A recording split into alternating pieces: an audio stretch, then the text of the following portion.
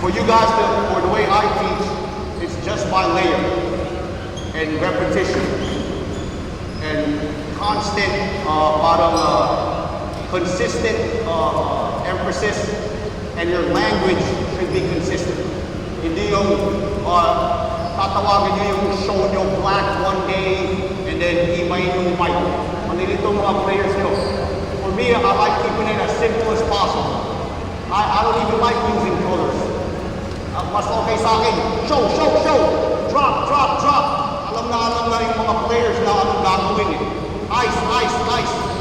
Okay? I know some coaches, they like using numbers, they like using colors. Parang sinabi ko, it doesn't matter anong gamitin yung language. Just be consistent with it. Tapos, maintain discipline. I have a rule on defense that my pick and roll defense has to be perfect. So if we don't get it right here and I don't teach it the right way, then how do I hold my players accountable? Pag pina-tolerate nyo yung mga little details na kailangan natin i-execute yung pick and roll schemes. Diba? So you have to really, I'm big on discipline on the defensive side.